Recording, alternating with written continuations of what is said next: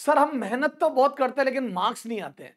Sir बहुत silly mistake होती है। आपने पेपर अटेम्प्ट करना सिखाया सर, मजा आ गया, उससे हमारे मार्क्स थोड़े बढ़ने लग गए, पेपर छूटना बंद हो गया।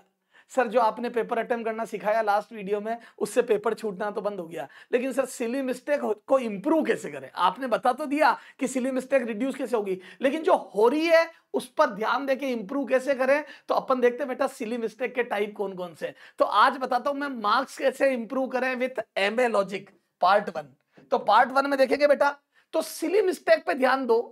पेपर छूटना तो बंद हो गया, क्यों? क्योंकि हमने वो जो देखते ही हो रहे हैं वो पहले करते हैं, कैलकुलेशन वाले पर बी लगाते हैं, ज्यादा कैलकुलेशन वाले पर सी लगाते हैं, और जो नहीं आता उस पर क्रॉस लगा देते हैं। तो पूरा पेपर हमारा एक तरीके से फिल्टर्ड हो गया।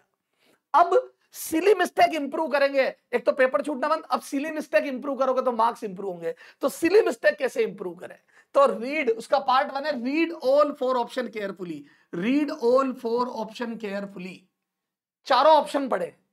हम क्या करते हैं, जैसे क्वेश्चन से एग्जांपल से समझाता हूं। जैसे एक क्वेश्चन है ना, मेरा एम क्वेश्चन करवाना नहीं है, मेरा एम ये है कि आपके एग्जाम में मार्क्स कैसे बढ़े, चाहे फिजिक्स हो, चाहे केमिस्ट्री हो, चाहे बायोलॉजी हो, मार्क्स कैसे इंप्रूव हो। बेटा जो बातें बता रहा हूं वो तीनों सब्जेक्ट में लगेगी। क्वेश्चन पढ़ते हैं, which of the following options is correct? Which of the following option is correct? ठीक है साहब, इनमें से कौन सा ऑप्शन करेक्ट है?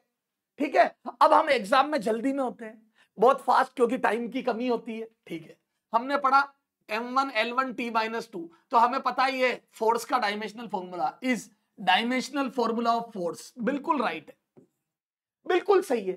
m1 l1 t-2 जो पढ़ने वाले बच्चे हैं या जिन्होंने टॉपिक पढ़ा है उनको पता है this is dimensional formula of force. अब हमने ये टिक करा और ओएमआर में ए भर के आगे बढ़ गए। ओएमआर में हमने ए पर बबल कर दिया, खत्म।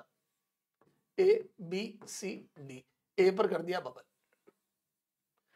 और एग्जाम हॉल से बाहर निकले, कॉलर खड़ी कर ली, ठीक है, और बिल्कुल सिंघम वाली चाल चलते हुए बाहर जा रहे हैं, है ना। फिर पेपर याद है, बाहर जाके पेपर डिस्कस करते हैं दोस्तों से, और हम कहते हैं मेरा तो इसका ये आया, कितना इजी क्वेश्चन था, ऐसे क्वेश्चन आते, देखो नीट का लेवल क्या गिर गया। फिर आपका दोस्त आपकी कॉलर सही करता है और बोलता है चारों ऑप्शन पढ़।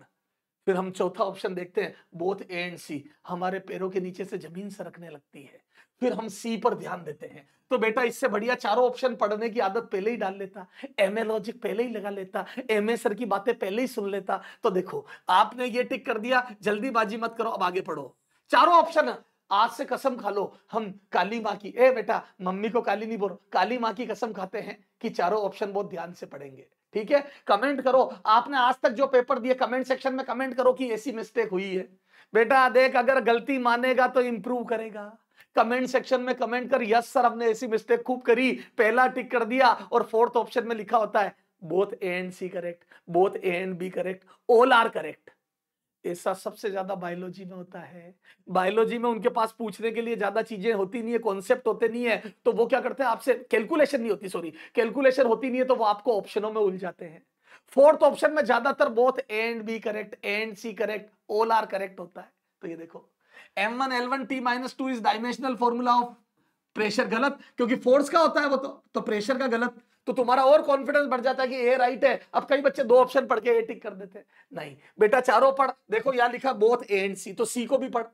m1 l2 t-2 ये वर्क का डायमेंशनल फॉर्मूला है, बिल्कुल राइट बात है, ये भी राइट है। तो देखो ए भी राइट है, सी भी राइट है। अब जिस बच्चे ने जल्दीबाजी करी, एक ऑप्शन पढ़ा, ए टिक करके आगे चला गया, वो बर्बाद हो गया। समझ में आ गई? तो बेटा एमए लॉजिक तो ये कहता है कि चारों ऑप्शन ध्यान से पढ़ो। बेटा आप भले कितना भी नॉलेज ले लो, आप कितनी भी तैयारी कर लो, अगर आपको पेपर अटेम्प्ट करना नहीं आता और छोटी छोटी बातों का ध्यान नहीं रखोगे ना बेटा, तो बेटा पेपर पे आप, घर वाले कभी ये नहीं पूछेंगे आपसे, घर वाले कभी या पेरेंट्स कभी ये नहीं देखेंगे आपने कितनी मेहनत करी। बेटा पेपर पर क्या मार्क्स आए, दैट इज वेरी इंपॉर्टेंट। तो मार्क्स को पेपर पर लाना, दैट इज वेरी इंपॉर्टेंट। मेहनत तो सब करते हैं बेटा, स्मार्ट वर्क तक तरीके से काम कौन करता है। तो एक नियम बना लो, चारों ऑप्शन पढ़ेंगे, ठीक है सर। अब देखो, तो ए भी राइट है, सी भी राइट है, तो आंसर है both A and C are correct. तो आंसर ये नहीं होगा बेटा, डी होगा, खत्म।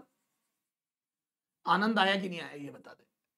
तो कसम खा लो आज से चारों ऑप्शन पढ़ोगे, अपने आप मार्क्स, जो बच्चे कहते हैं ना सर पढ़ते तो बहुत है मार्क्स नहीं आते, सिली मिस्टेक हो जाती है, this is the reason of silly mistake.